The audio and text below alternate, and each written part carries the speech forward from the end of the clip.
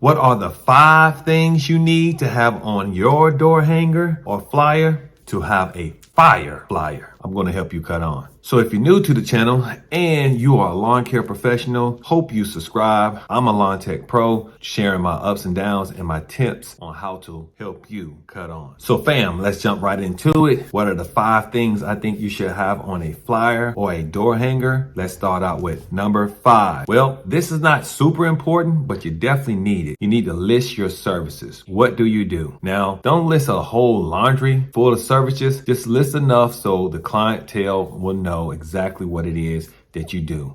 Like you can see on my flyer here, I have seasonal cleanups, hedge and shrubs, pine straw mulch, and lawn maintenance, of course.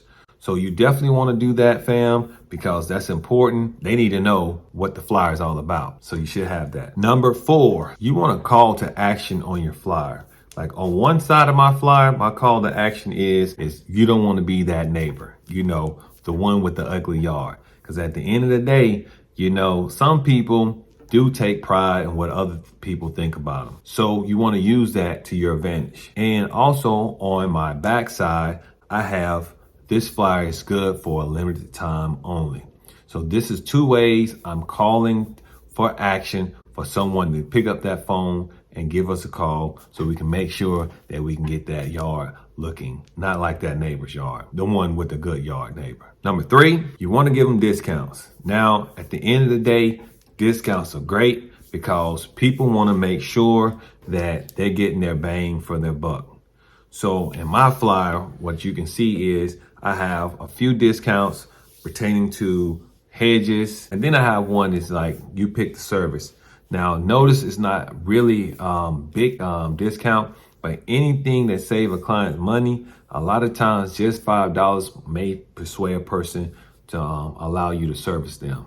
Now, as you can see on mine, I have 2 also dealing with the prices. One price is with a contract, another price is without the contract.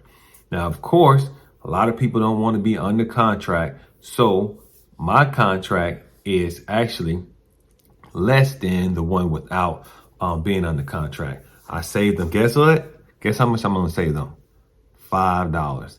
And telling you, a lot of times that $5 savings, that's definitely go a long way. Also, when I sell it to them, I sell it like this. Hey, if you're under contract, you will probably wind up getting a cut and a half for free.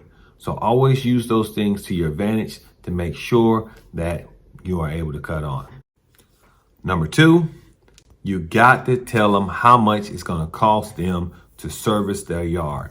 Now, I do have flyers that pretty much that don't have a price on it, but typically I like to go into subdivisions where I already know the price or what I want to charge for the yard. So as you can see, I have an area where I put their price, that bi-weekly price. Here in Georgia, we typically don't go weekly. I wish we could, but and be honest with you, lately with all the rain, you probably could move it, but we're so common to do bi-weekly here that's what the normal price is for services every other week. Now, as you can see, I have a clause in there. I told you already, it was with the contract, without a contract. So I tell them exactly what their price is. Now, I do know some of y'all saying, well, Vic, what about, with the fence? What about someone with an uneven yard? What about someone who's on a corner lot? As you can see on my flyer, it does specify that price will vary for those people who have a fence, corner lot, or if their ground is not level.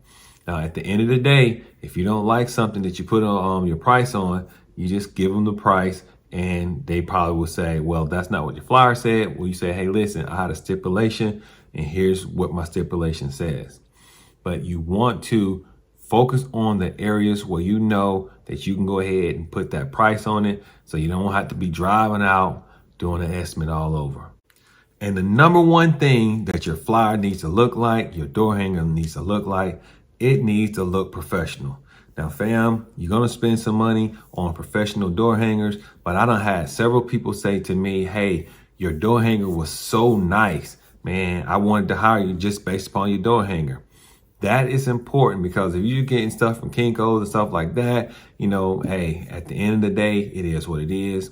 But I'm saying, if you understand it from the position of marketing, you want something that look pleasing to the eye because it represents you. So when you pull up and you want to get paid, they're going to say, well, you don't look like the guy. So we just going to go based upon that flyer you gave me that didn't look too great, but you was cheap. So come over here and cut this grass. And fam, go ahead and raise your prices, because at the end of the day, we can't cut all this grass by ourselves. So raise those prices. Gas is ridiculous right now. Hey, if you really like this video, check this video out. It's going to give you more strategies on how to grow your business so you can cut on. Click on it.